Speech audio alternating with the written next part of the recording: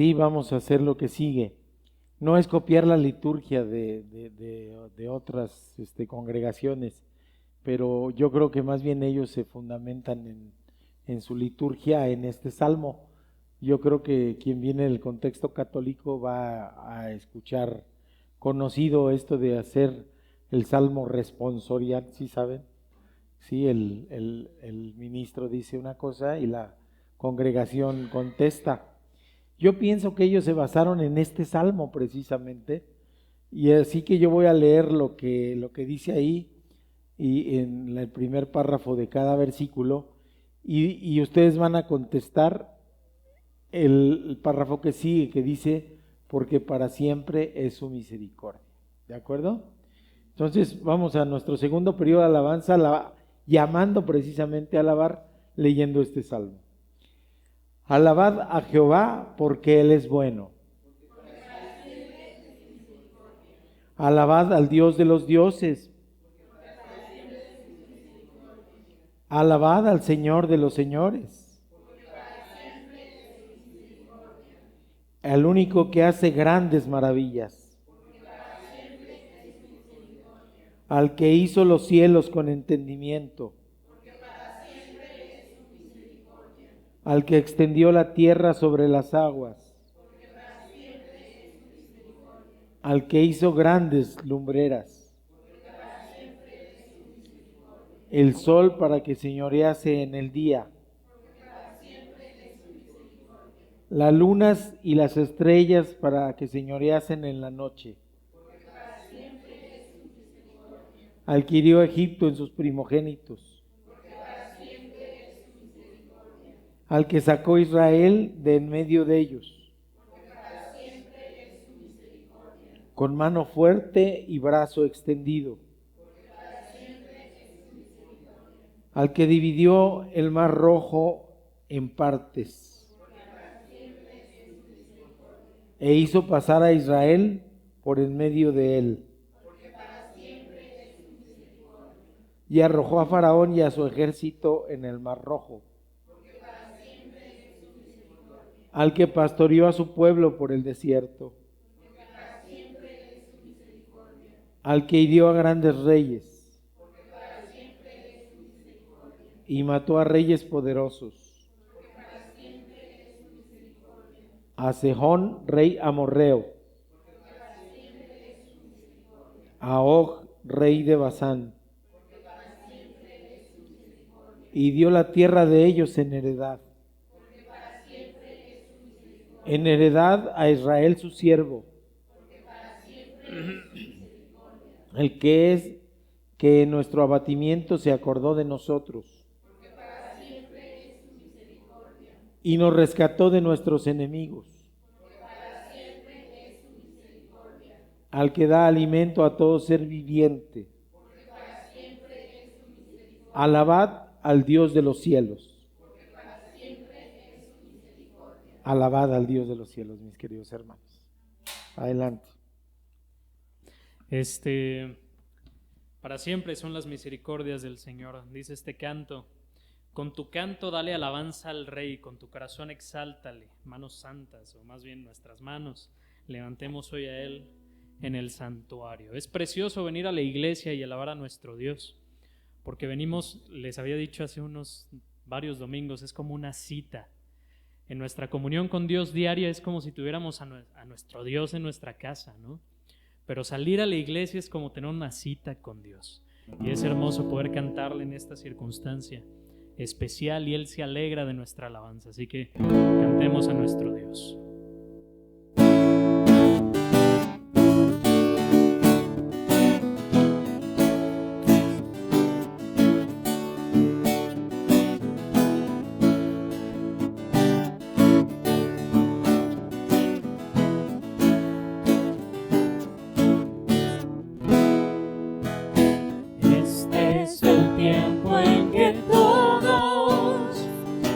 Una voz canta.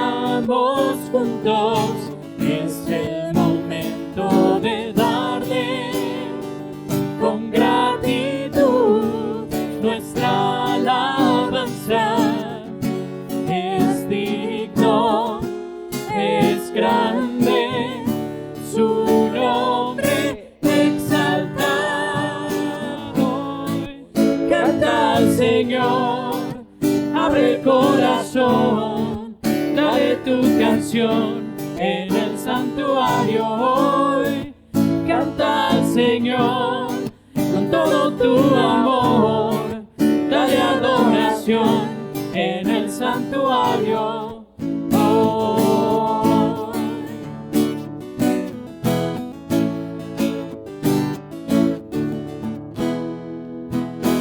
Este es el tiempo en que todos a una voz cantamos juntos. Es el momento de darle con gratitud nuestra alabanza. Es digno, es grande su nombre exaltar.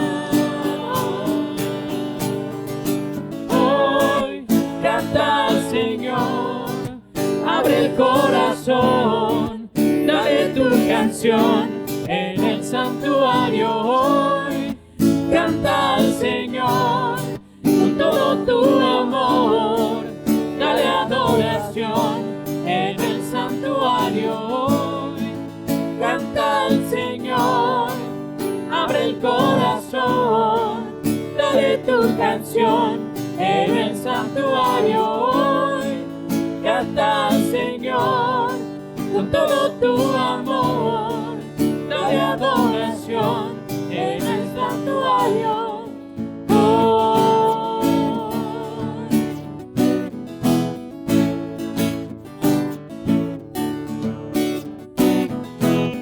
Con tu canto dale alabanza al Rey, con tu corazón exáltale, nuestras manos levantemos hoy a Él en el santuario. Con tu canto dale alabanza al Rey, con tu corazón exáltale, nuestras manos levantemos hoy a Él en el santuario. Con tu canto dale alabanza al Rey, con tu corazón exáltale, nuestras manos levantemos hoy a Él en el santuario. Con tu canto dale alabanza al Rey, con tu corazón exáltale, nuestras manos levantemos hoy a Él en el santuario hoy. Canta al Señor, abre el corazón, dale tu canción en el santuario hoy. Canta al Señor con todo tu amor, dale adoración en el santuario hoy.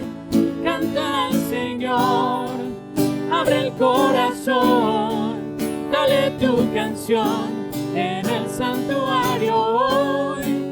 Canta al Señor con todo tu amor, dale adoración en el santuario hoy. Gloria al Señor. Y así como les digo que venimos a una cita con el Señor, bendito sea su nombre, venimos también para ser renovados por Él. Venir a la iglesia es una cita, como les digo. Y estar con Él nos renueva, tener una relación personal. Y decía, me parece que el pastor Gilberto alguna vez, que vinimos aquí a la iglesia a recargar pilas, ¿no? Allá en la semana estamos así descargándonos, ¿no? Con la gente, con las personas, de pronto con nuestra familia, igual así. Pero venimos aquí a recargar pilas, porque el Señor nos bendice y de aquí nos vamos bendiciendo a las personas. Así que cantemos, renuévame, Señor Jesús.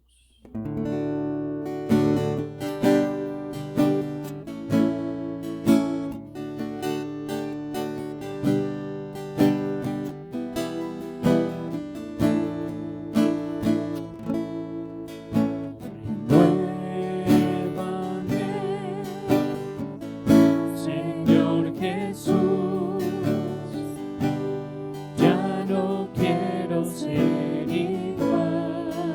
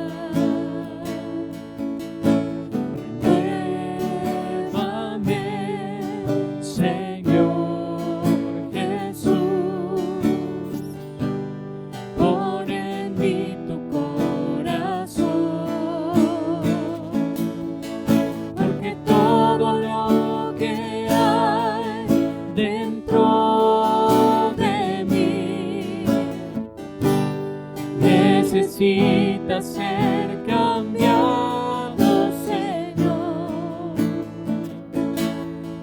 porque todo lo que hay dentro de mi corazón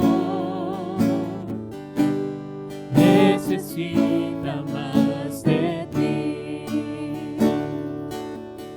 porque todo lo que hay dentro de mí necesita ser cambiado, Señor, porque todo lo que hay dentro de mi corazón necesita más de ti,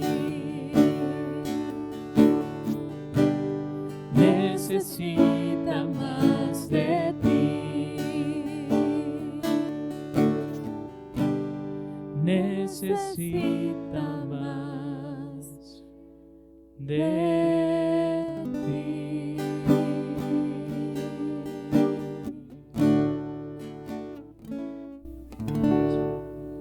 Gracias, Señor, porque tú nos has traído este día a tu templo, Señor. Gracias porque somos iglesia, Señor, y permítenos, Padre, ser como ese barro que tú puedes moldear, Señor. Como dice esta canción, Señor, renuévanos, Padre, quita de nuestro corazón todo lo que no está conforme a tu voluntad, Señor.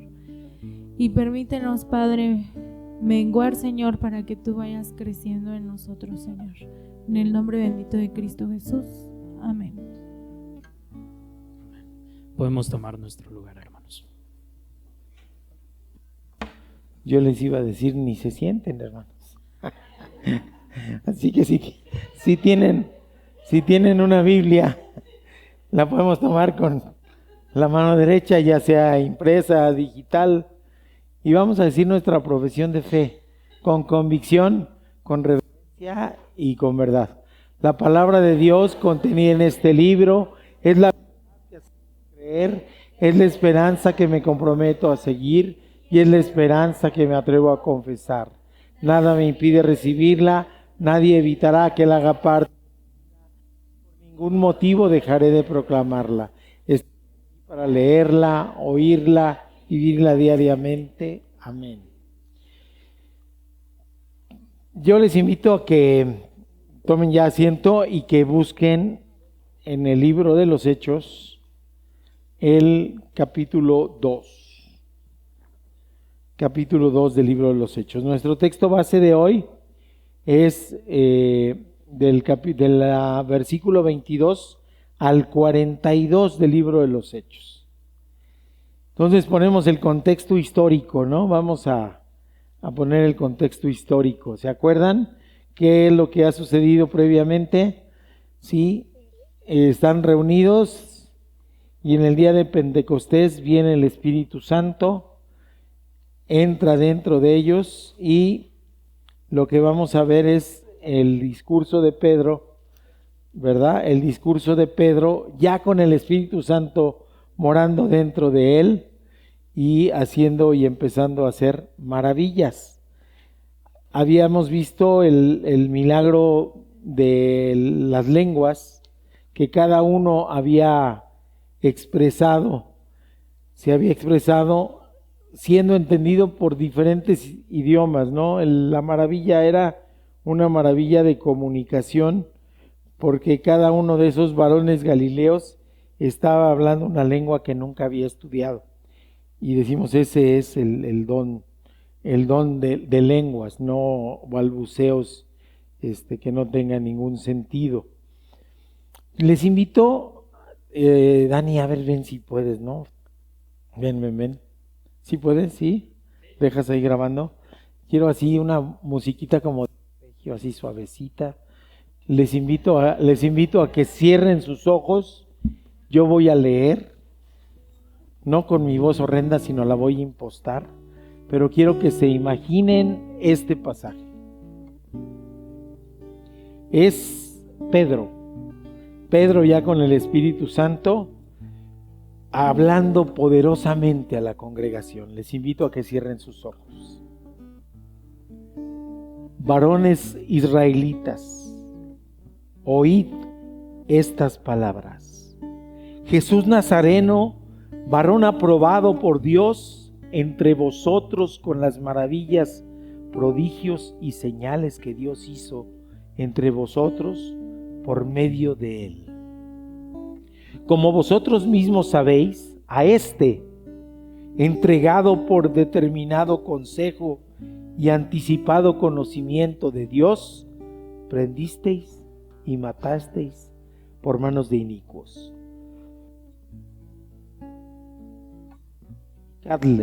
Crucificándole, al cual Dios levantó, sueltos los dolores de su muerte. Y cuando era imposible que fuese retenido por ella, porque David dice de él: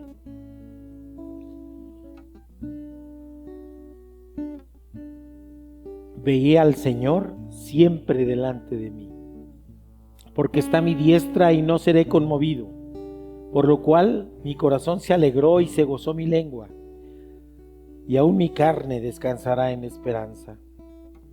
Porque no dejarás mi alma en el Hades, ni permitirás que tu santo vea corrupción. Me hiciste conocer los caminos de la vida, me llenarás de gozo con tu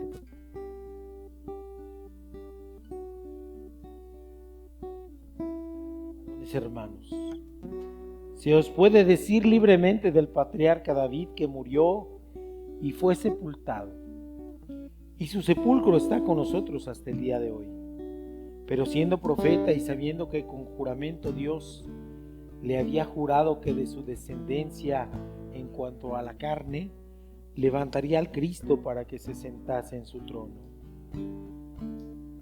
viéndolo antes, habló de la resurrección de Cristo, de que su alma no fue dejada en el Hades, ni su carne vio corrupción. A este Jesús resucitó Dios, de lo cual todos nosotros somos testigos. Así que, exaltado por la diestra de Dios y habiendo recibido del Padre la promesa del Espíritu Santo, ha derramado esto que vosotros veis y oís. Porque David no subió a los cielos, pero él mismo dice: dijo el Señor a mi Señor, siéntate a mi diestra hasta que ponga a tus enemigos por estrado de tus pies. Sepa pues ciertísimamente toda la casa de Israel que a este Jesús, a quien vosotros crucificaste, Dios le ha hecho Señor y Cristo. Al oír esto se compungieron de corazón y dijeron a Pedro y a los otros apóstoles: varones hermanos, ¿qué haremos? Pedro les dijo: arrepentíos y bautícese cada uno de vosotros en el nombre de Jesucristo para perdón de los pecados, y recibiréis el don del Espíritu Santo. Porque para vosotros es la promesa, y para vuestros hijos, y para todos los que están lejos, para cuantos el Señor nuestro Dios llamare. Y con otras muchas palabras testificaba y les exhortaba, diciendo: sed salvos de esta perversa generación. Así que los que recibieron su palabra fueron bautizados, y se añadieron aquel día como 3,000 personas, y perseveraban en la doctrina de los apóstoles, en la comunión unos con otros, en el partimiento del pan y en las oraciones. Amén. Abran sus ojos, mis queridos hermanos. ¿Se imaginaron la escena? Pedro hablando ante una multitud, gracias Dani, exhortándoles.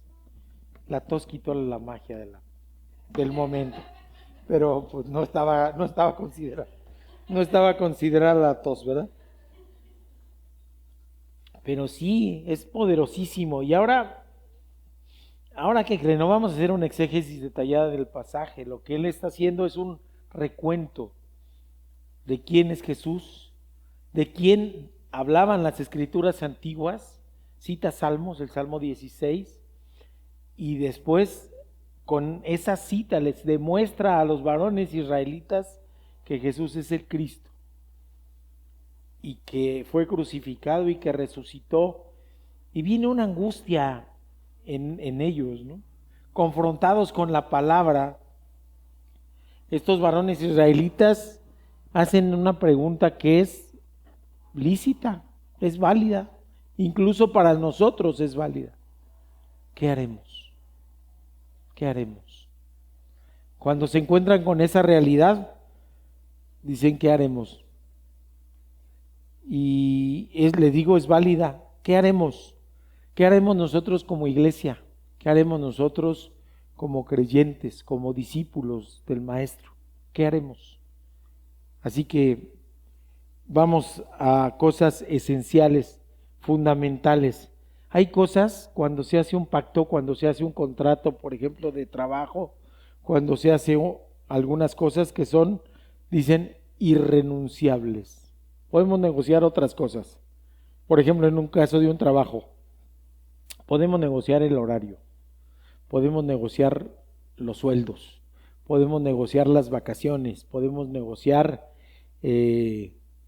no sé, otros incentivos, pero no, lo que no podríamos negociar, por ejemplo, como cristianos, sería entrarle a la tranza y de ahí llevarme mi tajada, por ejemplo. Sería imposible, incompatible con nuestra propia esencia. Así que hoy el sermón es sobre la esencia de la iglesia, ya no es en lo individual como en los anteriores. Ahora, como iglesia, ¿cuáles son las cosas que son irrenunciables? ¿Cuál es nuestra esencia? ¿Cuáles son las cosas que nos dan identidad y que no son negociables? Perdonen ustedes. Podemos cambiar el orden en la liturgia, podemos cambiar los horarios, podemos cambiar las características de nuestra escuela bíblica, podemos cambiar de logotipo, de colores, de texto lema, pero lo que no podemos cambiar es nuestra esencia, lo que nos da identidad. Reingeniería para la Iglesia 4 se llama este sermón en la serie, y el sermón se llama La esencia de la iglesia. Vamos a orar y a ponernos nuevamente en las manos de Dios para que sea su voz la que nos hable. Señor mi Dios, gracias Padre bendito, gracias te damos por tu palabra hermosa. Ayúdanos a entender, Padre, cuál es la esencia que tú quieres de tu iglesia. Ayúdanos a entender cuáles son esos principios irrenunciables. Ayúdanos a entender cuáles son las cosas que nos dan identidad y que son irreemplazables e inmutables, Padre, que no pueden modificarse. Ayúdanos a entender que si somos sinceros y apegados a la esencia que tú nos quieres mostrar de tu iglesia, podemos ser una iglesia que se acerque a lo que tú deseas de nosotros, Padre. Te rogamos que nos hables hoy, que nos pongas oídos atentos, corazón sensible y que podamos entender lo que tú nos quieres hablar el día de hoy, Padre. En el nombre de Cristo Jesús oramos. Amén. Vamos a ver qué es la esencia, mis queridos hermanos. En botánica y en perfumería, híjole, sí está bien clarito, ¿verdad? ¿Qué es la esencia? Vamos a ver qué dice la filosofía sobre la esencia. Dice que la esencia es algo que se refiere a su naturaleza fundamental, lo que define y lo hace ser lo que es. Un conjunto de características esenciales e invariables que le confieren su identidad y la distinguen de otras cosas. En otras palabras, es aquello que permanece constante a pesar de los cambios o las apariencias externas. En un sentido más amplio, la esencia puede referirse a el rasgo más importante o característico de algo, un extracto concentrado de una sustancia, un perfume, una fragancia con alta concentración de las sustancias aromáticas. El concepto de esencia en filosofía ha sido objeto de debate a lo largo de la historia, especialmente entre la distinción entre la esencia y la existencia. En el entendido que una cosa dada lo es por sí misma. ¿Qué quiere decir esto? Cualquier objeto. Pensemos en este atril pues es un atril creado para un punto específico, para un uso específico, y es atril porque así fue creado. Esa es su esencia, ser atril. No puede modificarse. A lo mejor sí, si le cambiamos esto, le ponemos algo más chiquito o algo en la base del micrófono, pues es modificado, pero deja de ser atril. Hay quien piensa que las cosas son lo que son por sí mismas. Y la otra, hay otras corrientes filosóficas que dicen que algo es por lo que la gente le da de uso. La gente le da de uso, ¿no? Estaba yo acordándome de una historia en donde alguien encontró, por ejemplo, una cámara fotográfica de esas de las instantáneas, ¿no? Para nosotros es una cámara fotográfica, pero perdido en una etnia en el África, era un objeto sagrado, un objeto que alcanzaba la esencia de las personas, ¿no? Tanto que reproducía su imagen. Entonces adoraban a la cámara fotográfica, ¿sí? Esa es la otra concepción. Una cosa es por lo que es y por lo que fue creada, o bien le podemos dar otras ideas, otras imágenes, otras circunstancias. Esa es la diferencia entre la esencia y la existencia.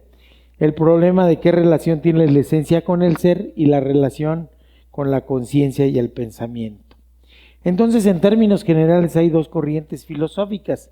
Una que se llama idealismo objetivo, que afirma que el ser, la realidad y la existencia dependen de la existencia de las cosas, de su esencia, que se interpreta de una manera independiente, incuestionable y un absoluto.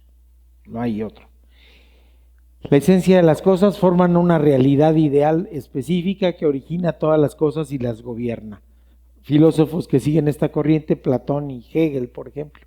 Y hay otra corriente que dice que el idealismo subjetivo dice que la esencia es la obra del sujeto que la proyecta en forma de cosas. El único enfoque justo consiste en reconocer la realidad de la esencia objetiva de las cosas y el reflejo de la misma en la conciencia. Pensemos con un ejemplo claro. Lo que es los idealistas objetivos dicen, Dios existe y Dios es lo que es, siempre ha existido. Si yo lo dejo de adorar o si yo dejo de creer en Él, eso no le afecta, su esencia es la misma, sigue siendo Dios. ¿Y qué dicen los idealistas subjetivos? No, es Dios porque tú lo aceptas como Dios. ¿Se dan cuenta que son dos corrientes peleadísimas entre sí? Y entonces digo, no, pues en nuestra relación con Dios nos vamos con los idealistas objetivos, ¿verdad? Dios es Dios porque es. ¿Y quién es? Y no importa si le adoramos o no le adoramos, Él sigue siendo Dios. El conocimiento humano ¿qué va haciendo? Buscando la esencia de las cosas. Eso se trata la ciencia. Ir buscando la esencia, la parte fundamental de las cosas. Ir entendiendo cómo fue creado el universo, por ejemplo. Ir entendiendo cuál es la organización del universo. ¿Podemos modificarlo? No, pero por lo menos estamos entendiendo un poquito de la creación de Dios. Así que la cosa esencial, la parte fundamental, la parte que es inconmovible, eso también es para nuestra iglesia. Nuestra iglesia debe tener principios y circunstancias y cosas que no son negociables, no son negociables. Antes de empezar con la enseñanza, les quiero platicar, y es algo real, cuando yo hice la especialidad tenía un compañero que era judío, estaba en mi misma guardia, y a mí me bien porque, por ejemplo, tocaba la guardia en Navidad, luego nos dejaban porque era una guardia relativamente tranquila, la gente en casa está conviviendo de manera familiar, y alrededor de las 9 hasta las 3, 4 de la mañana es una guardia donde no hay urgencias, está uno bien tranquilo, pero siempre uno decía yo, híjole, me tocó guardia en Navidad, quiero ir con mi familia, ¿no? Y él me decía, no importa la Navidad, para mí no significa nada. era judío, no aceptan al Señor como su Mesías. Y entonces me cambiaba la guardia. Decía, ¿entonces te quedas tú? Sí. Y yo me iba y me fugaba. Entonces era bien bonito el asunto. Realidad objetiva o subjetiva, ¿no? El Señor es el Mesías. No lo hacía su Mesías, era un ideal, con un idealismo subjetivo. Y entonces actuaba en consecuencia de su creencia. No pasaba nada. Yo sí me iba con la familia. Y en los 3 años que duró mi especialidad, nunca hice guardia en Navidad, bendito Dios. Bendito Dios. Porque entonces sí me podía fugar. Y hablando de este amigo que lo aprecio mucho, Isaac se llama, él contaba un chiste, y aparte era muy malo para contar los chistes, ¿eh? Decía, ¿por qué los gallegos usan boina? Y decía, es que es fundamental. Y se reía. Y no entendí. Hasta que separé la palabra, ¿por qué usan boina? Porque es fundamental. Entonces ya entendí el chiste. La esencia es algo fundamental. Es desde nuestra fundación como iglesia y es algo que es irrenunciable. Sí, eso es lo fundamental. Siempre me acuerdo de él cuando escucho eso, ¿no? Así que tenemos hoy 2 enseñanzas, no 3, sino 2. ¿Cuál es la esencia de la iglesia? ¿Qué podríamos contestar? ¿Cuál es la esencia de la iglesia? Fíjense que hay quien dice la esencia de la iglesia es la misión.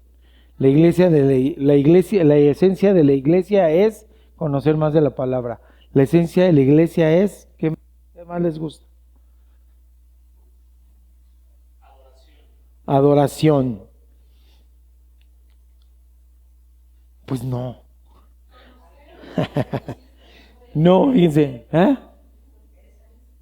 La esencia de la iglesia es Cristo. No hay más.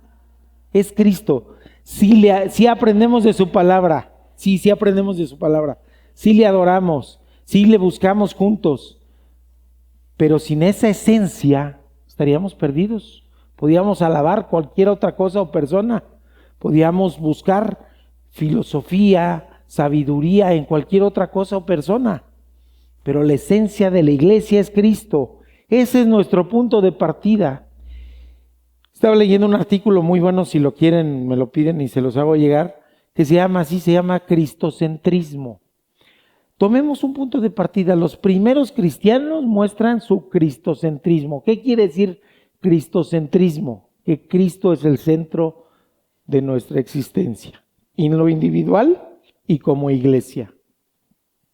Como somos cristocéntricos, sabemos y pensamos que toda la Biblia, desde el Génesis hasta el Apocalipsis, nos habla de Cristo. Que podemos encontrar la figura de Cristo, la presencia de Cristo y la enseñanza de Cristo, incluso preencarnado, en cada versículo de la Biblia. Eso lo creemos porque nuestra fe es cristocéntrica. Los primeros cristianos, si ustedes ven, por eso quiero que tengan a la vista ¿qué es lo primero que les dice Pedro? Varones cristianos. No les dice varones cristianos, ¿verdad? Les dice varones israelitas. Oíd estas palabras. Jesús Nazareno, varón aprobado por Dios entre vosotros, con las maravillas y prodigios. ¿De qué está hablando entonces? ¿Cómo es su discurso? Su discurso es cristocéntrico. Los voy a convencer que tuvieron una equivocación y un error al rechazarle, pero hablando de Cristo. Nuestra iglesia no tiene que seguir la esencia. Nosotros, para que nuestra predicación sea efectiva, para que cuando salgamos a la calle nuestra proclamación del Evangelio sea efectiva, debemos poner a Cristo en el centro de esto. Así como lo hace Pedro. Es el primer discurso ya con la presencia del Espíritu Santo en su ser.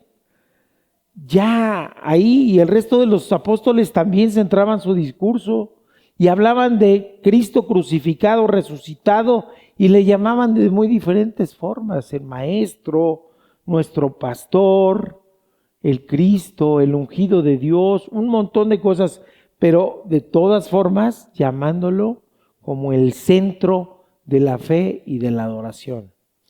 Y esto, mis queridos hermanos, es un choque tremendo para quien centra su adoración. Hay iglesias que están desviándose y se van al Espíritu Santo. Hay las iglesias carismáticas en la actualidad hablan de eso, ¿no? Dice el pastor Gil que hablan como enchilados. Hay unción del Espíritu. Yo sentí el Espíritu llegando y el Espíritu está obrando y el Espíritu, sí, trabaja la Trinidad completa, pero ¿qué creen? Coordinada. Cuando nosotros vamos al libro de los Hebreos, ¿qué es lo que nos dice los primeros versículos? Habiendo Dios hablado en la antigüedad por medio de los profetas, ahora lo hizo en su mayor revelación, que es Cristo, por quien todas las cosas se hicieron y para quien todas las cosas se hicieron. ¿Sí? Cuando nos vamos al libro de Génesis, ¿qué nos habla? Del Espíritu actuando, pero coordinadamente con el Padre y con el Hijo. Cuando Jesús es bautizado, ¿sí? Se bautizó Él. ¿Y quién habló desde los cielos? El Padre. ¿Y quién se presentó en forma de paloma? El Espíritu. La Trinidad completa trabajando en torno a la figura de Cristo. Dice Juan en su primer capítulo, es el Verbo encarnado. Es Dios mismo encarnado. Así que todo se centra en Cristo. Nuestro discurso, nuestra predicación debe ser así, demostrando que Jesús es el Mesías, y por ser aprobado por Dios y por las señales y maravillas de los prodigios que hizo, les está diciendo: oigan, ¿no creen en la palabra? Pues crean en lo que hizo. Ustedes vieron a ciegos ver, a cojos bailar. Ustedes vieron endemoniados limpiados. Crean también por lo que Él hizo. Y después les da un sustento bíblico. O sea, les dice: son israelitas, conocen la palabra, pues les voy a decir lo que David, el rey, hablaba en relación a Cristo. Y nos cita los salmos. Y luego les dice, porque había una adoración mayor hacia dos personajes, bueno, a más, pero dos personajes especiales en la Biblia: Moisés, David, también Abraham, por supuesto, a Isaac, a Jacob, pero eran seres humanos. Finalmente eran seres humanos. David recibe una promesa enorme, una promesa que debe dar paz a cualquier corazón, decir: de tu descendencia vendrá el Mesías, pero tú vas a morir. Por eso les dice Pedro: ahí está el sepulcro, y ustedes conocen el sepulcro de David. Él no ascendió a los cielos, sin embargo le dice: el Señor puso a mi Señor. Es decir, a su descendencia le está llamando Dios, que era la manera de decirle Señor, junto al Señor, a su diestra, y va a poner todo bajo sus pies. Ser cristocéntrico significa entonces que Jesús es el centro y la clave de toda la fe cristiana, la Biblia y la interpretación de la misma. Y este es un principio fundamental, irrenunciable. Podemos tener libros que nos ayudan a entender más sobre la palabra de Dios, y es bueno, sí, es bueno leerlos, no solamente la Biblia, sino algo que nos ayude a entender más. Pero la Biblia es inspirada por Dios en todo su texto y no tiene fallas, no tiene errores, tiene un propósito, incluso en las cosas que hemos dicho que son contradictorias. ¿Sí se han dado cuenta que hemos encontrado contradicciones? Veíamos, por ejemplo, que Pedro se equivocó en las citas, ¿va? Antes del Espíritu Santo. Pero eso no quiere decir que la Biblia esté mal escrita, que tenga errores, porque hasta esas contradicciones aparentes las utiliza Dios para enseñanza y las utiliza para mostrar que Cristo es el Señor. Entonces, Él les está exhortando, fíjense, en el enfoque principal implica en este pasaje, en el Salmo 136 que leímos, si ustedes lo leen a detalle, lo que yo leí fue la historia de Israel, ¿sí? Nos habla de la liberación de Egipto, de los reyes que fueron superados, de la creación del universo, nos habla de las lumbreras, es hermoso, ¿sí? Y nos habla de que hay que alabar al Señor. Es la historia resumida. Y lo que está haciendo ahora es resumirle la historia para decirle, David sabía que venía de su descendencia el Mesías. Y ese Mesías, ustedes lo rechazaron. No sé, me imagino, ha de ser horrible, ¿no? Ha de ser horrible. Hay una canción, la voy a mencionar, pero pues no me gustaría por su doctrina desviada que cantáramos nada de él ni nada de eso. Una canción que se llama Si hubiera estado ahí, ¿sí la han escuchado? De Jesús Adrián Romero. Por eso les comento, la alabanza es preciosa, pero él está muy desviado de su doctrina. Por eso no me gustaría que se cantara nada de él aquí. Pero la alabanza es preciosa y dice, si yo hubiera estado ahí, no te hubiera escupido, no te hubiera azotado. No, yo hubiera actuado diferente. Pero después recapacita y dice, no, sí estuve ahí. Yo con mis pecados ayudé a que te crucificaran, yo te insulté, yo te escupí. Entonces, esa circunstancia, ¿qué es lo que nos hace ver? Una confrontación. La predicación de la palabra de Dios puede ser light, mis queridos hermanos, puede ser muy tranquila. Podemos hablar de las maravillas de Dios y nos alcanzaría para predicar toda la vida. Pero si no confronta, si no exhorta y si no llama a la transformación, es un evangelio light. Estos varones israelitas estaban confrontados con su realidad. Ahí recién, Jesús, el que acaban de matar, el que ustedes decidieron como horda, como muchedumbre, gritaban crucificadle, ¿qué creen? Era el Mesías esperado. Y eso debió haber dolido, hermanos, ¿no? Imagínense, a quien toma conciencia cuando lo confrontan con la palabra de Dios, de que le está uno regando. Ahora imagínense, dice uno, le estoy regando de una manera en mi vida, estoy haciendo cosas impropias, etcétera. Pero confrontarle, decirle, ustedes fueron responsables en buena medida de la crucifixión, pues es horrible. Estaban esperando al Mesías desde hace siglos y cuando llegan lo rechazan y lo matan. Pues es una confrontación con su propia realidad terrible, terrible. Así es la palabra de Dios. Nos debe confrontar contra ¿qué? Contra el pecado, contra un estilo de vida inapropiado, contra otro tipo de cosas para ser transformados en nuestras relaciones personales, en nuestras relaciones dentro de la iglesia, en nuestra manera de conducirnos con los demás. Y entonces, ¿qué es lo que sucede? ¿Qué haremos? Dicen ellos, ¿qué haremos? ¿Y qué les contesta Pedro? Arrepiéntanse. ¿Qué tenemos que contestar cuando alguien nos pregunta, oigan, ¿usted es cristiano? Sí. ¿Y cómo me acerco? ¿O qué debo hacer? Arrepiéntete y acércate a Cristo. Arrepiéntete. ¿De qué me tengo que arrepentir? Habrá quien diga.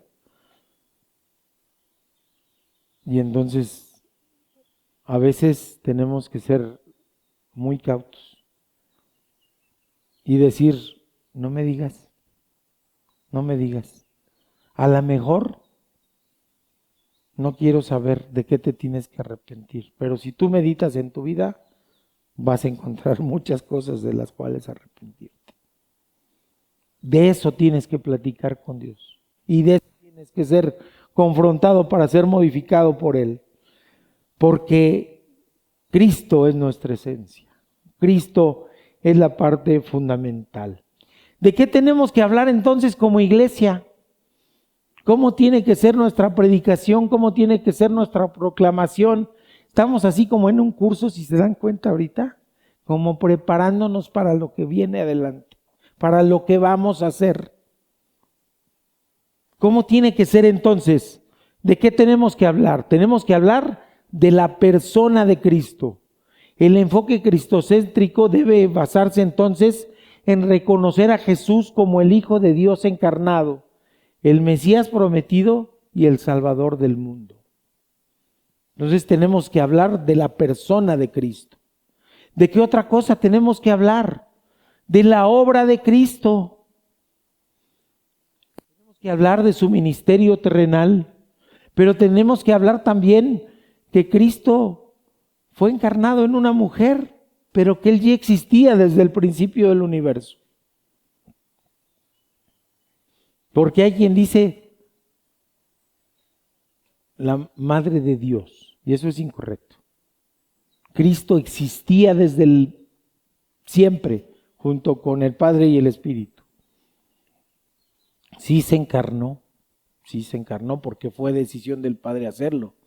Pero tenemos que hablar de su preexistencia de Cristo, de su divinidad de Cristo, de su presencia desde la fundación del universo hasta su encarnación, de su ministerio terrenal, de su muerte en la cruz, de su resurrección y de lo que está haciendo ahora por nosotros. ¿Qué dice la palabra de Dios que está haciendo por nosotros ahorita?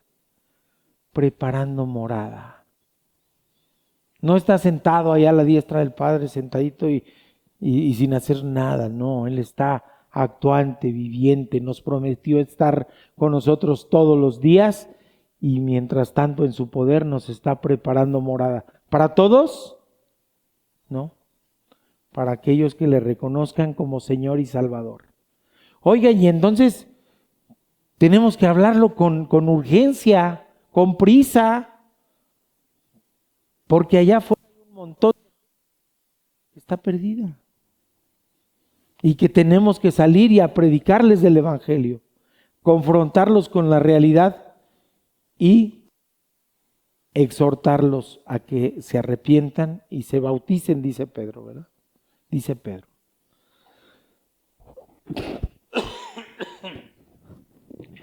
Ya que se considera que a través de la obra de Cristo se obtiene la reconciliación con Dios y la vida eterna para la humanidad.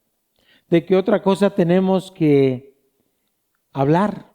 Ya dijimos la persona de Cristo, la obra de Cristo. Ahora tenemos que hablar de las enseñanzas de Cristo. Los evangelios y las cartas del Nuevo Testamento son vistas como la revelación definitiva de la voluntad de Dios y la guía para la vida cristiana. Y no necesitamos más. Palabra inspirada está concluida y terminada. Y cuando vemos que vienen gente y dice, es que apareció por ahí otro evangelio, apareció por ahí otra tribu y apareció por ahí otra literatura sagrada. No, los cristianos sabemos que la inspiración se termina con la Biblia. Así lo dice la palabra. Y no necesitamos más para entender que Jesús es el Cristo y amarle y adorarle. No hay más, no hay más.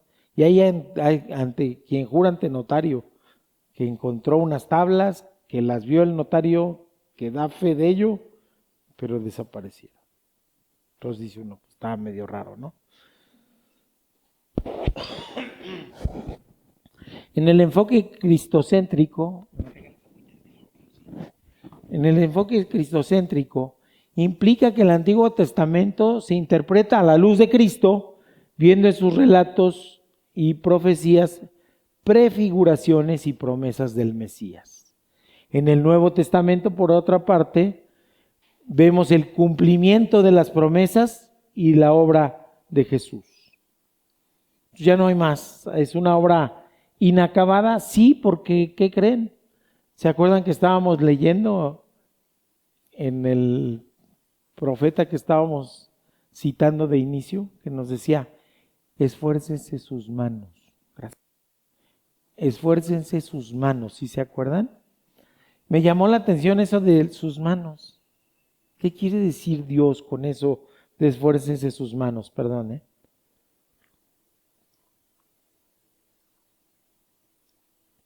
Esfuércense sus manos quiere decir la práctica. Es decir, todo esfuerzo, todo pensamiento, toda cosa que pensemos en servir a Dios, pues adelante. No nos quedemos con la buena intención.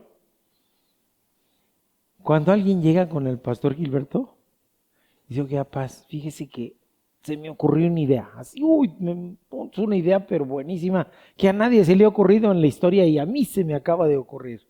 Y fíjese, ¿por qué no hacemos esto y esto y esto y esto? Y el Paz los escucha. ¿Y saben qué les contesta? Pues adelante, hermano, dele. ¿Sí me explico? Llegamos acá por esa circunstancia. Oiga, Paz, fíjese que sentí el llamado. Pues adelante, hermano, dele. Yo le doy la carta para que se inscriba al seminario, le doy la carta para que empiece obra misionera. Pero dele. Oiga, Paz, fíjese que hay esta circunstancia. Pues obra nueva, dele. Así es el Señor. El Paz nos está enseñando cómo es el Señor. Nos dice, esfuércese con las manos. Es decir, pues dele. Oigan, que tengo una idea, ¿por qué no vamos a tal lado? Vale, hermano, vámonos, pues dele. Y le damos, claro que sí, como iglesia, ¿no? Que tengo la iniciativa, gracias mi hermanito que está trabajando con la cuestión del Facebook. Dele, mi hermano, claro, le damos, sí, por supuesto. Y por eso vemos la bendición de Dios, de verdad, yo me quedo anonadado. Porque si nos vemos somos una congregación pequeña y hemos sido hartamente bendecidos por Dios.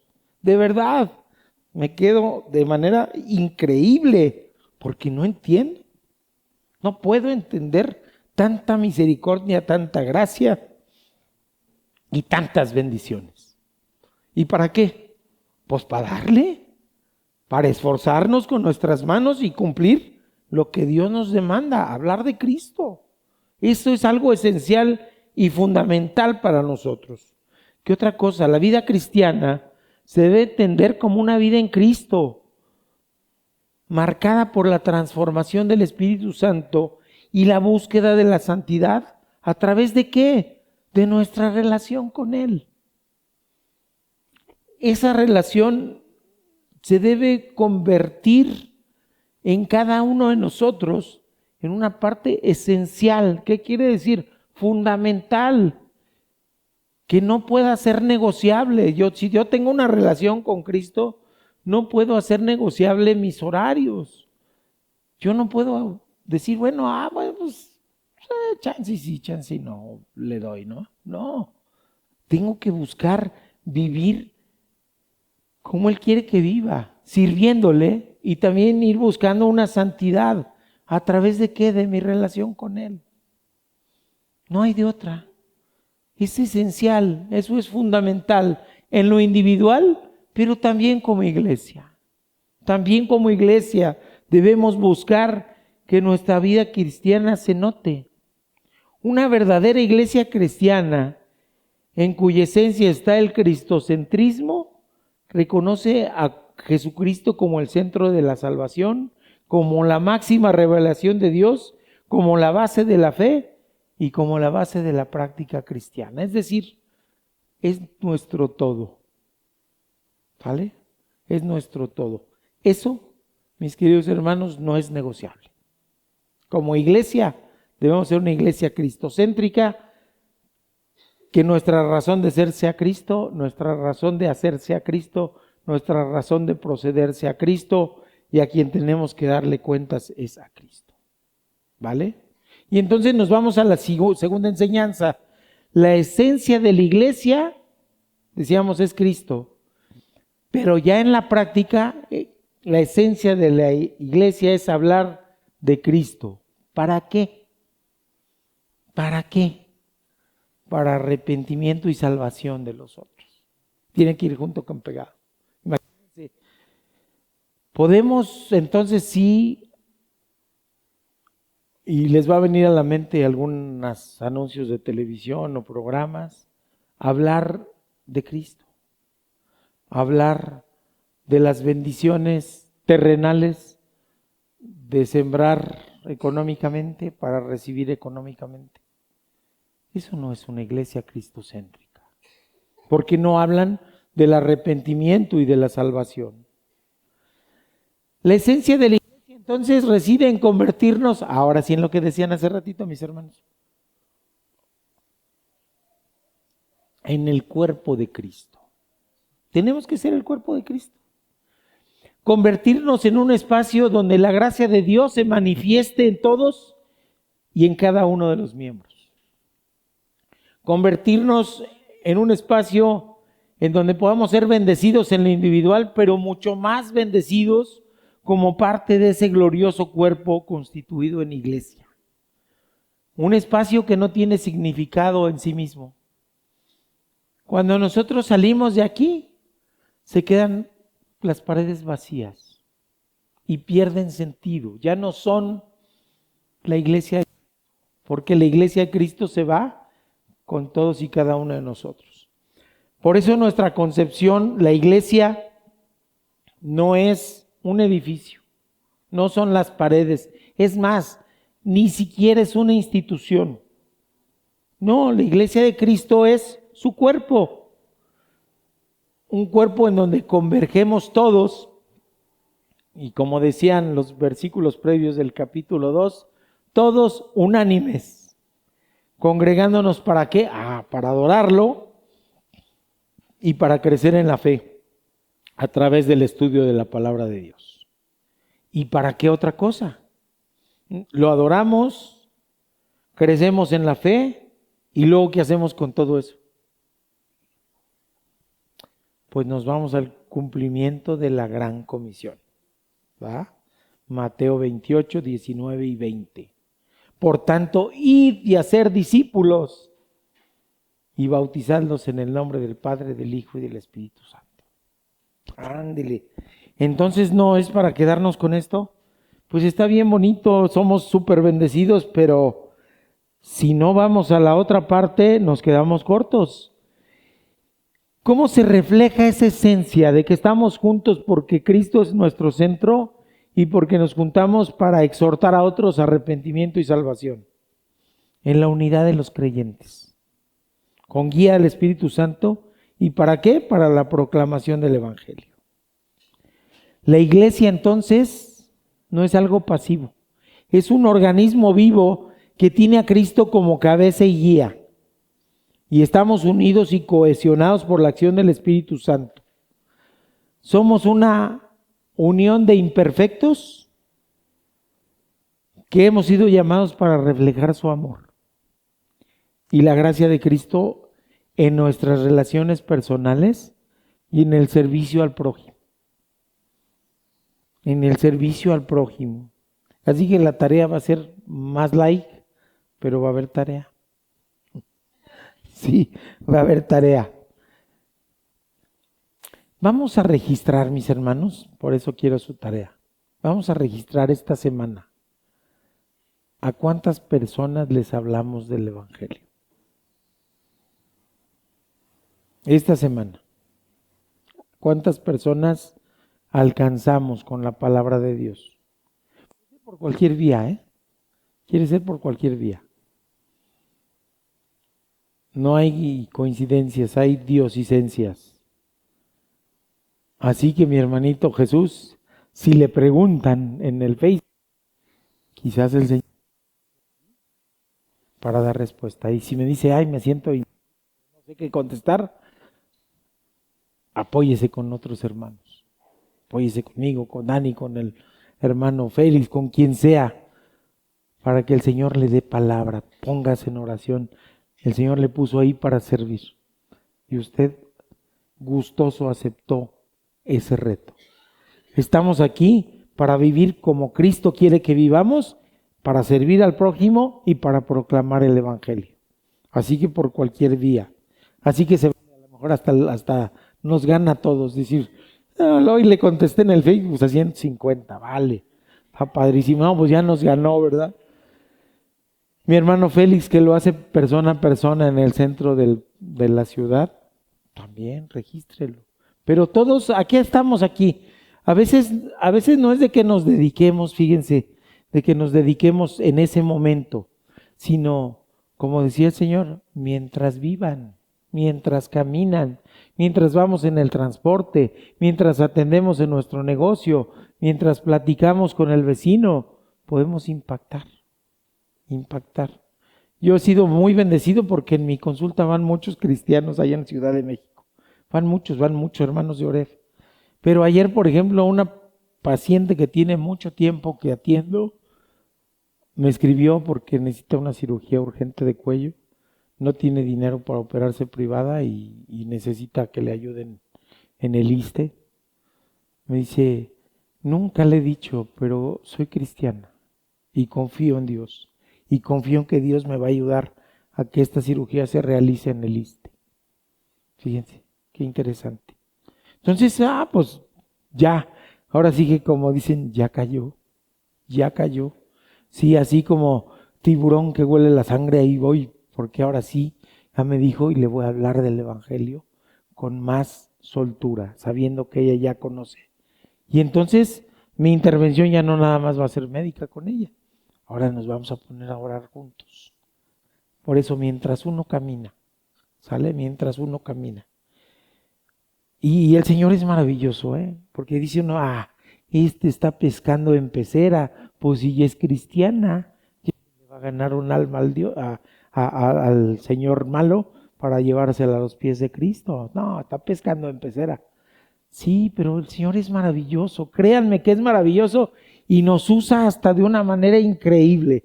Hace poquito, que tendrá 2 meses, operamos una señora de cadera, una prótesis de cadera. Y ya la operamos, la programamos y todo eso. Y después de operada me dijo, ¿sabe por qué me operé con usted? No, yo ya había visto otras opiniones. Yo ya había visto otras cosas, pero ¿sabe por qué me operé con usted? Porque cuando se despidió de mí en la primera consulta me dijo que Dios la bendiga. Y le di confianza. Imagínense, yo no actué con maldad y con dolo, le voy a hablar de Dios para ver si se opera conmigo. No, simple y sencillamente cuando me despedí le dije, necesita la cirugía, salen tanto, todo eso. Y cuando me despedí, que Dios le bendiga. Ese fue el hecho por la que la llevó a decidirse a atenderse conmigo. Y me enteré hasta después de que la operé. Pero fue una bendición. Dios actuando. En un saludo, en una despedida, me habla mi amiga, mi comadre, mi confidente, estoy angustiada, quiero esto. Ahí voy. Ya está la posibilidad de hablarle de Cristo, de las bendiciones de Cristo, de sus misericordias diarias, de los milagros, del testimonio que he tenido de transformación en mi vida. No sé predicar, no conozco mucho de la palabra, no se me pegan los números de los versículos. No, pero puedo hablar de lo que Dios ha hecho en mi vida. Y con eso podemos dar testimonio de la proclamación de Dios. La esencia de la iglesia es ser comunidad de creyentes guiadas por el Espíritu Santo, proclamando el Evangelio, viviendo la gracia de Dios y buscando reflejar el amor de Cristo en el mundo. La esencia se manifiesta en la misión de anunciar la buena nueva. El Evangelio es eso, las buenas nuevas, quiere decir. ¿Cuáles son las buenas nuevas? Hay salvación en Cristo. Y también eso se debe reflejar en nuestra vida comunitaria. Buscamos vivir sus enseñanzas, sí, por supuesto. Buscamos reflejar su amor en el mundo, sí, mientras vivimos, mientras andamos. Ser iglesia es ser parte integral de la comunidad de fe. ¿Y qué quiere decir esa palabra de integral? ¿Sí han visto el pan blanco, el pan integral? ¿Qué lo hace integral? ¿Por qué lo hace diferente? Es entero, va todo el grano ahí molido, toda la fibra. Necesitamos ser cristianos integrales, es decir, no de una partecita de mi existencia, sino integralmente, con todo lo que va. Como iglesia necesitamos ser parte integrante de la comunidad de fe. Si yo no aprovecho esto, yo mismo me estoy negando ser parte integral. Me vuelvo pan blanco. Y ahora los venden hasta sin orillas. Para los que les quitan la orillita, no, ya hay pan que es blanco y sin orillas. Pues me voy quitando. Sí se dan cuenta. El integral va con todo. El otro ya le quitaron un montón de cosas. Y ahora ya le quitaron las orillas. Cuando nosotros nos negamos a vivir integralmente en nuestra comunidad de fe, nosotros mismos nos estamos quitando cosas. Nos estamos viviendo de manera parcial. ¿Ok? Entonces, bueno, analicemos algunos factores fundamentales. ¿A poco somos perfectos? No somos perfectos. Cuando alguien nos trata de insultar, ¿sí les ha tocado? ¿Sí les ha tocado que dicen, no, tú eres cristiano porque ya te crees perfecto? Tú te crees cristiano porque ya no pecas. No, y yo te veo y sigue siendo el mismo. Nos tratan de insultar así de esa manera, ¿no? Qué bárbaro, qué tino trae mi hermano. Los cristianos no somos perfectos, pero ¿qué somos entonces si no somos perfectos? Una comunidad de arrepentidos buscando la reconciliación con el Padre Creador. Estamos arrepentidos y buscamos esa reconciliación y sabemos que el camino de la reconciliación tiene nombre: Jesucristo nuestro Señor. Somos una comunidad de personas conscientes de nuestra necesidad de salvación. Si ustedes van al mundo, dicen, oye, pues acércate con Dios. ¿Para qué? No lo necesito. Yo vivo bien. Yo no he matado a nadie.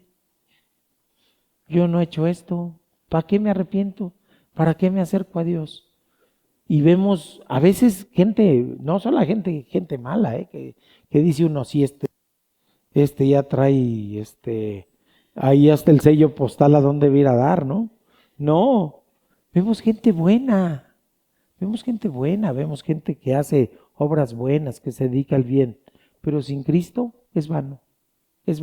Se van a ir al mismo lugar que el malo, igualito, porque solamente esa es la otra parte, una comunidad de personas convencidas que solo Cristo salva.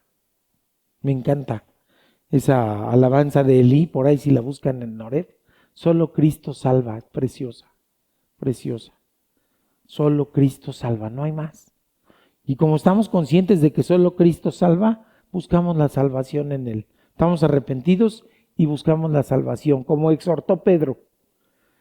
Somos una comunidad de personas que ha sido confrontadas consigo mismo por las Escrituras y que ha decidido ser sometidos a transformación. Y el quinto, somos una comunidad de personas dispuestas a amar porque Cristo nos amó primero. Y si estamos dispuestos a amar, estamos decididos a perdonar.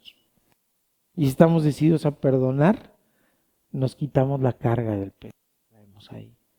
El rencor pesa, el odio pesa, los remordimientos pesan. Y el Señor nos dice, mi carga es ligera. Quítate odios, quítate resentimientos, quítate todo ese atisbo de maldad que traes cargando en la espalda y te invito a una vida nueva, limpio en tu corazón, porque vas a poner en el centro a Cristo.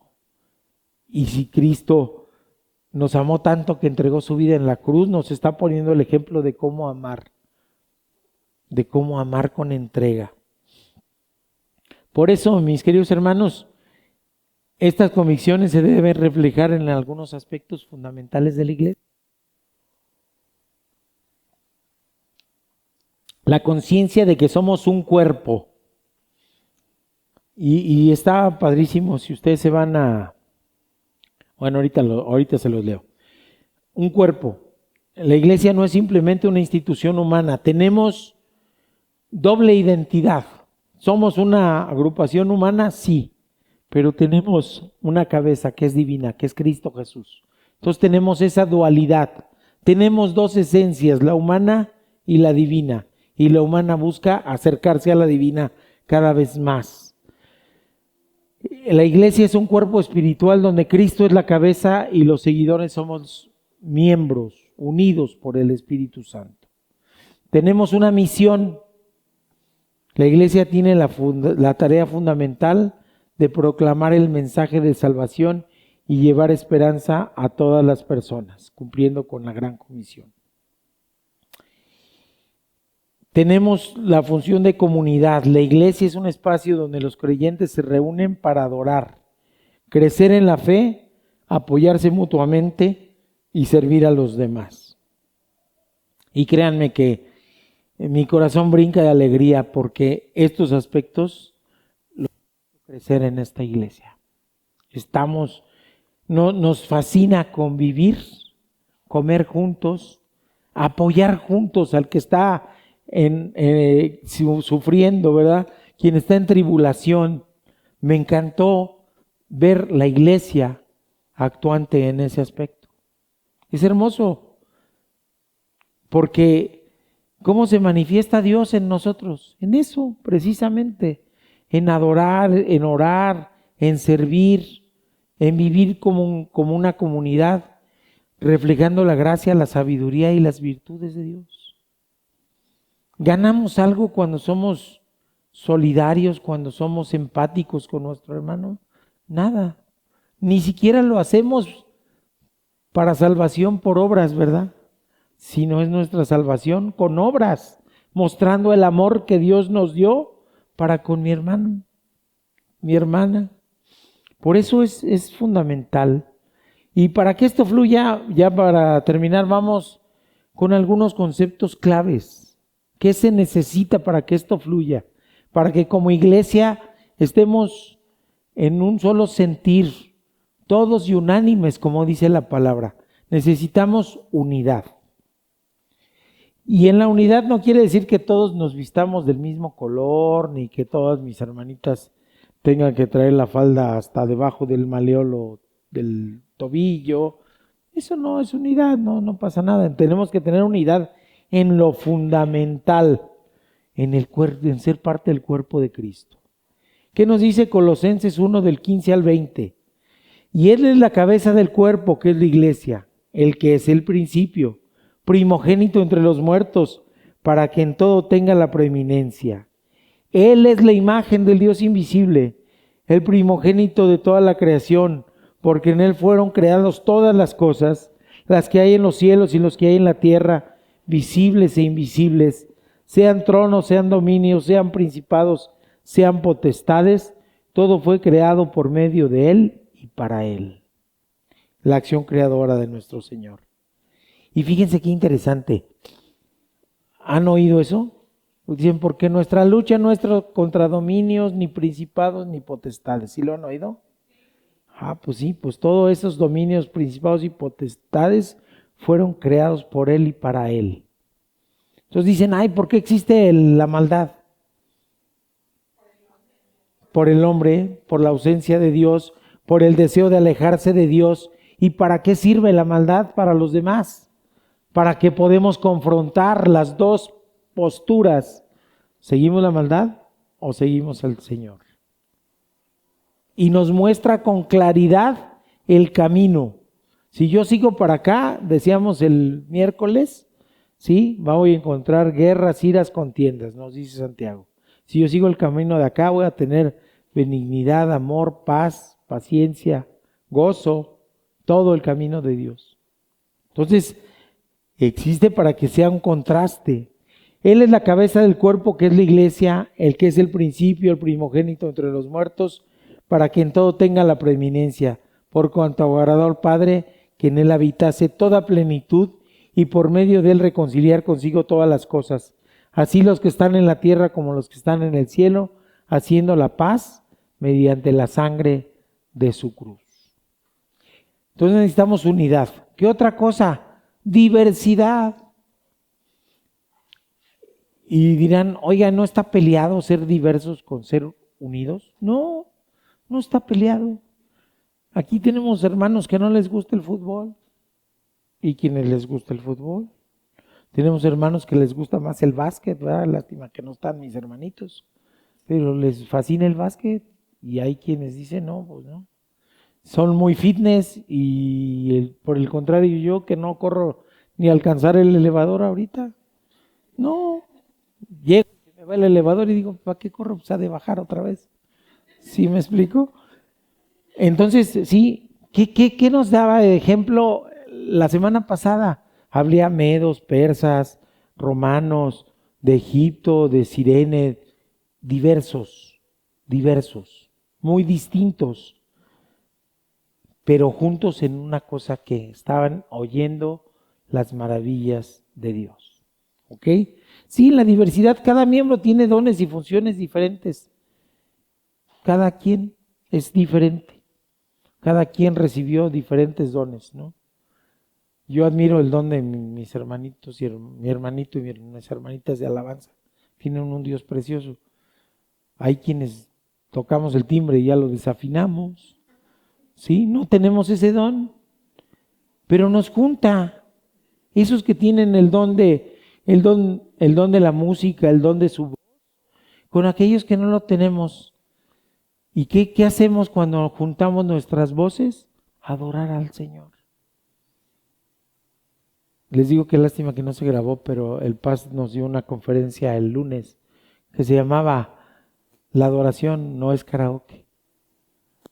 Bien bonita, lástima que no se grabó, pero preciosa. Sí, no es karaoke. Acá no venimos a lucir la voz no. ¿A qué venimos? A adorar unánimes y juntos al Creador. Y sucede la maravilla preciosa que nunca he logrado entender, cómo la unión de voces desafinadas se oyen afinadas.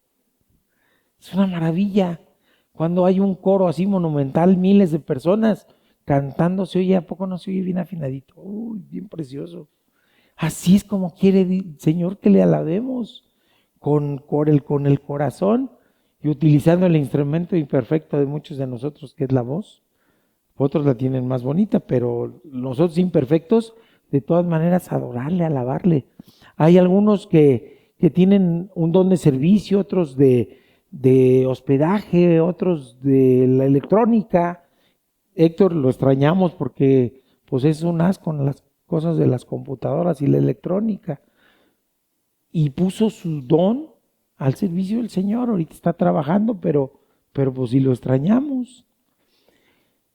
¿Por qué? Porque el trabajo de uno y de otro es igual de importante, porque la suma de los trabajos nos hace que nos presentemos como comunidad diciéndole así, Señor, esto es para ti. Lo que tenemos, lo que somos, que tú conoces bastante bien, somos imperfectos, pero estamos postrados ante ti en adoración, ofrendándote lo poquito que tenemos, lo poquito que somos, lo imperfectos que somos, pero como iglesia, aquí estamos para ti. Nos dice 1 Corintios 12, del 12 al 20, porque así como el cuerpo es uno y tiene muchos miembros, pero todos los miembros del cuerpo, siendo muchos, son un solo cuerpo, así también Cristo, porque por un solo espíritu fuimos todos bautizados en un cuerpo, sean judíos o griegos, esclavos o libres, y todos se nos dio de beber con un mismo espíritu. Además, el cuerpo no es un solo miembro, sino muchos. Si dijera el pie, ¿por qué no soy mano? No soy del cuerpo, por eso no será del cuerpo. Si dijera la oreja, porque no soy ojo, no soy del cuerpo, eso no será del cuerpo. Si todo el cuerpo fuese ojo, ¿dónde estaría el oído? Si todo fuese oído, ¿dónde estaría el olfato? Mas ahora Dios ha colocado los miembros, cada uno de ellos en el cuerpo, como Él quiso, porque si todos fueran un solo miembro, ¿dónde estaría el cuerpo? Pero ahora son muchos los miembros, pero el cuerpo es uno solo. Qué precioso habla Pablo, ¿no? Qué precioso habla Pablo. Y a veces cuando en nuestra salud se ve algo mermado, no tenemos a veces conciencia de nuestros dedos, de nuestras uñas. No tenemos conciencia. Pero que no nos empiece a doler, porque entonces todo se altera. Toda nuestra marcha puede verse chueca y fea por un pequeño defectito que tenemos en un dedito. por una uñita que se me encarnó ya no jugué fútbol. ¿Sí me explico? Y todos somos necesarios, todos somos importantes. La mano, el ojo, el oído, todos somos importantes. Cuando nos falta algo en el cuerpo, se nota, se siente, por supuesto, y puede ser una parte chiquita, pero se siente. Lo mismo sucede en la iglesia, mis queridos hermanos. Por lo mismo sucede en la iglesia. Cuando falta alguien, cuando vemos sillas vacías, cuando vemos que alguien no es regular en la cuestión de la congregación, cuando vemos a alguien que tiene un don o un talento y no lo utiliza para servir, el cuerpo está incompleto.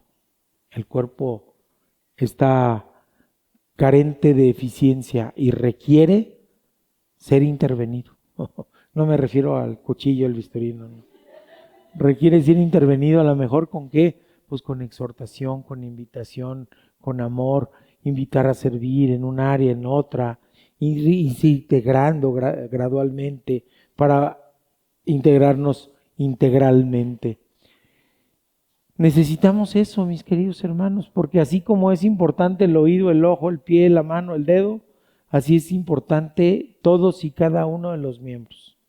Por eso nos dice el Salmo 133, ¿verdad? Que a mí me fascina. Qué bello y cuán hermoso es estar los hermanos juntos y en armonía. ¿Qué otra cosa es fundamental? La interdependencia, mis queridos hermanos. Los miembros dependen unos de otros y nos necesitamos mutuamente. Dice Efesios, yo pues, preso en el Señor, les habla Pablo, os ruego que andéis como es digno de la vocación con que fuisteis llamados, con toda humildad y mansedumbre, soportándonos con paciencia los unos a los otros en amor. Fíjense, la exhortación. Lo vuelvo a leer. Soportándonos con paciencia los unos a los otros en amor, solícitos en guardar la unidad del Espíritu en el vínculo de la paz, un cuerpo y un espíritu, como fuisteis también llamados a una misma esperanza de vuestra vocación, un Señor, una fe, un bautizo, un Dios y Padre de todos, el cual es sobre todos y por todos y en todos. Y a cada uno de nosotros fue dada la gracia conforme a la medida del don de Cristo. Soportaos con paciencia los unos a los otros en amor, dice Pablo. Entonces estamos interdependientes, mis queridos hermanos. Yo les quiero decir que cuando nació esta iglesia, pues empezando la pandemia, no estaban ninguno de ustedes, mis queridos hermanos, no había nadie. Empezamos con devocionales que mandábamos diario a diferentes grupos, devocionales diarios, así como los de Eli. Leímos el libro de Santiago precisamente, empezando la pandemia. Después fuimos a Juan y a Marcos antes que Juan. Eran nuestros devocionales. Hacíamos cultos por Zoom. Y a veces se conectaban 5, 4, 3, ninguno.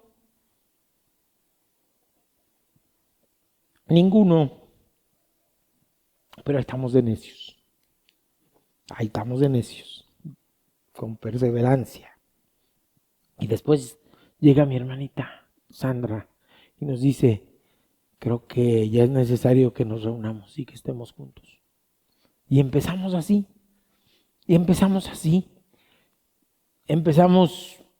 Dice el pastor Oscar Blanco que no es cierto que se empiece una obra de cero, porque cuando pensamos que no hay nada, ya el Señor ya estuvo obrando ahí para preparar el terreno. Pero así empezamos, mis queridos hermanos, así empezamos. Y hoy tenemos el anhelo, todos, de crecer espiritualmente y en número. Y gozarnos cuando este recinto sea insuficiente. Cuando tengamos que hacer varios cultos. Cuando tengamos que pasarnos más horas aquí. Cuando tengamos un montón de grupos de discipulado y otras cosas que, por cierto, ya hay que reiniciarlo. Así que gocémonos en humildad y mansedumbre. ¿Todos vamos a ser iguales? No. A veces A veces dice uno, ay, ese hermanito, Dios mío, ilumínalo o elimínalo, dice uno. Pero no, ¿verdad? No, soportaos en amor, dice, dame palabra. Él tiene que ser transformado, úsame, Señor. Y si yo le caigo igual de gordo, pues que me rechace, pero que se acerque otro hermano, que vaya y que sea transformado por la acción. Al fin somos muchos aquí, al fin somos muchos que podemos hablarle, al fin puedo yo agarrarlo así en cortito y hablar de consejería o de otras cosas. El chiste es que se integre integralmente. ¿Sí me explico? Eso del ilumínalo o elimínalo es una reflexión que hace uno a sí mismo cuando está sentado frente a la computadora y no llegan las ideas. Le dice uno para sí mismo, ay Dios mío, ilumíname o elimíname, porque ya necesito escribir. Y todo esto, como mis queridos hermanos, regresamos a la esencia. Cristo es la cabeza, punto. ¿Ya? Nosotros somos un conglomerado humano, pero tenemos una cabeza divina. Cristo es la cabeza del cuerpo, quien guía, quien dirige y quien da vida al cuerpo.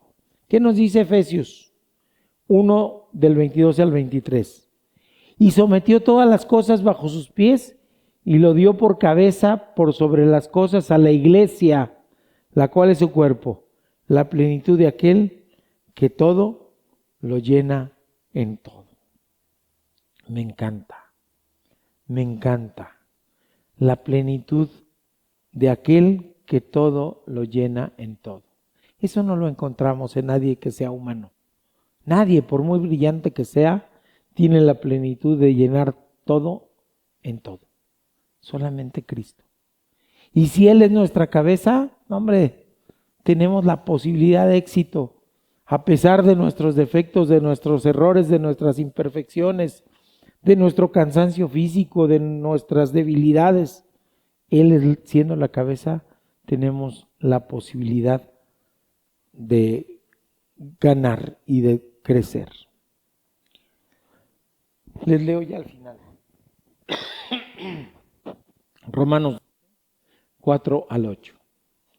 Porque de la manera que en un cuerpo tenemos muchos miembros, pero no todos los miembros tienen la misma función, así nosotros, siendo muchos, somos un cuerpo en Cristo, y todos miembros los unos de los otros, de manera que teniendo diferentes dones según la gracia que nos es dada, si el de profecía, úsese conforme a la medida de la fe, o si de servicio, en servir, o el que enseña, en la enseñanza, el que exhorta, en la exhortación, el que reparte con liberalidad, el que preside con solicitud, el que hace misericordia con alegría. ¿Qué don me dio? Esa es la tarea. Pensemos, y se vale poner, no sé, pensemos, ¿cuál es el don que Dios me dio cuando yo me convertí y lo hice a Él mi único y suficiente Salvador? ¿Cuál es el don? ¿En qué creo yo que el Señor me va a poner a servir? Porque esa es la otra cosa. ¿Cómo puedo utilizar ese don para servir a Dios en mi iglesia? ¿Ok?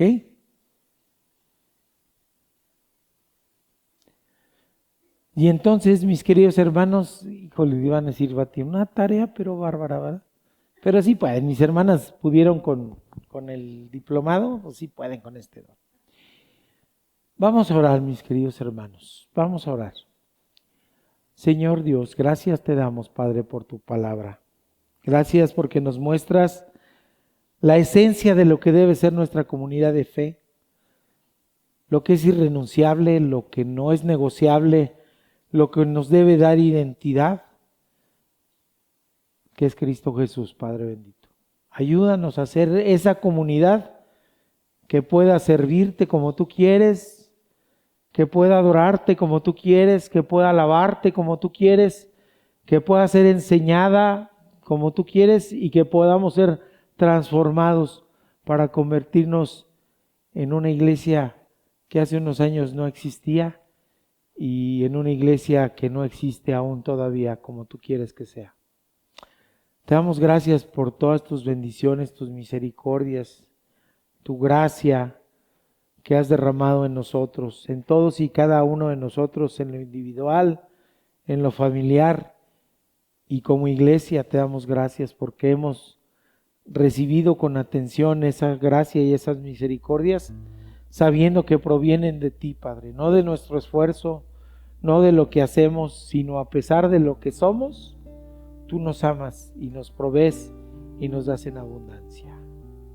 Padre bendito, gracias por todo lo que tú nos das, Padre. Ponme un corazón sensible para saber que todo lo que soy, todo lo que tengo, todo lo que puedo dar proviene de ti, Padre bendito.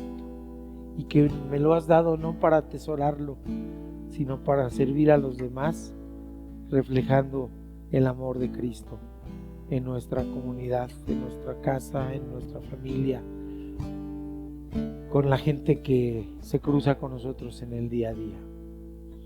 Que podamos en esta primer tarea de ver cuánta gente impactamos esta semana, tener decenas, Padre, decenas o centenas sería mejor, y que eso se refleje en vidas transformadas, en nuevos discípulos. Te lo rogamos en el nombre de Cristo Jesús. Amén.